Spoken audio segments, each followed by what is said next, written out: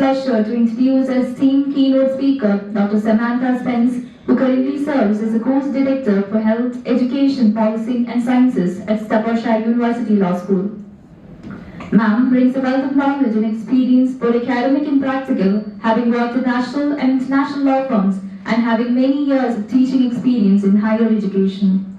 Ma'am's research interests are diverse and impactful, encompassing critical thinking, feminist theory and international human rights, with a specific focus on rights of women and other marginalized groups.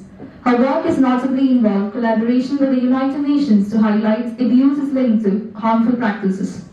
We also work with the UN. Ma'am is an active member of several international advisory boards focused on harmful practices and women's rights, and serves as a visiting professor at Reva University in Bangalore.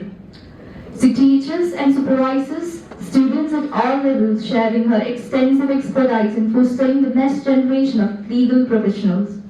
She is also a member of Social Legal Studies Association and a fellow of Higher Education Academy, further underscoring her commitment to legal education and research.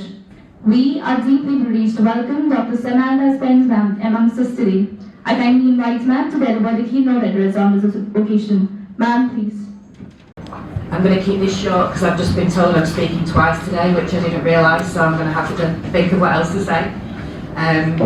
First of all, let me just thank Girish Kumar for bringing up colonialism. I really appreciate that as the British person in the room.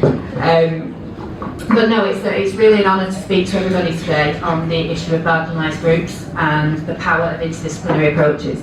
I think I'm going to reiterate what everybody else has already said, and something that we must do is remember that actually our discussions and actions must always centre on the experiences of those who have lived it. And my journey to human rights has been influenced by many different experiences, but one of them that really hit home was my visit to the concentration camps in Poland, to Auschwitz and to Birkenau.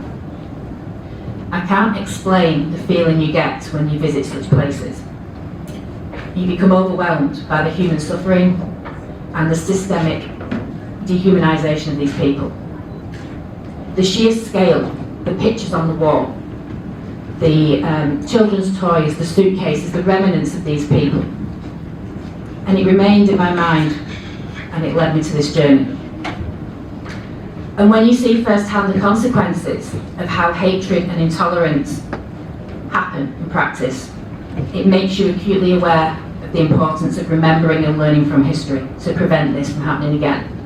But unfortunately, as a society, we don't learn from history. So why do we marginalise people? Again, it's been touched on before. Prejudice, discrimination, power control, cultural norms and values, economic factors, fear and insecurity, historical injustices, and a lack of representation of marginalised groups. But marginalisation is not just a word, it's a reality that many people face. It manifests in very different forms: gender, race, ethnicity, religion, and it intersects. Throughout my research, I learnt about the work of Simone de Beauvoir, and she wrote a book called The Second Sex. And what she introduced there was this concept of the other. She did it in terms of feminism, that she used that men were the superior and women were inferior and the other.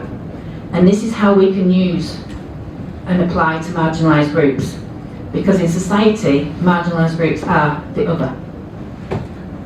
They face many challenges: education, employment, integration. We see it all over. We see so many forms of marginalised groups. In the minute in the UK, we have elections. The focus of the elections is on immigration, as always. It's on stop the boats. The reality is that they don't realise why people are coming to the UK. They're not crossing the channel just because they want to, they're crossing because they're fleeing from persecution. One of the problems we have is that the main victims of this are children, because children inherit these disadvantages of their circumstances. It's not their fault, but yet it's them that suffer. So they face barriers to education, healthcare, advancement, so on. But what we need to do is remember this intersectional approach that I know has been mentioned, because we don't have it in isolation. It intersects on multiple levels. And this needs to inform everything we do, our policies, our advocacy, our actions.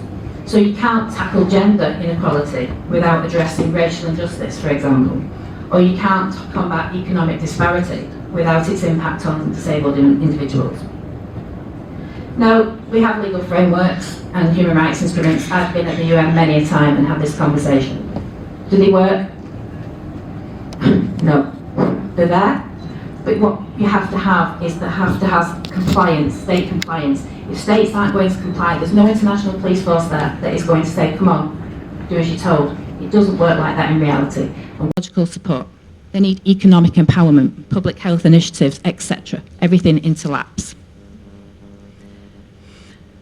I'm also here in my capacity as a keynote speaker, but in my role as a co-editor alongside Girish. We've got 2 books. So in this dual capacity, I'm interested in listening to the presentations here today because I want to capture some of these presentations and use them as chapters in my book, our book. So your insights are valuable, and I'll be listening and taking notes. But what I want to stress is more than academics.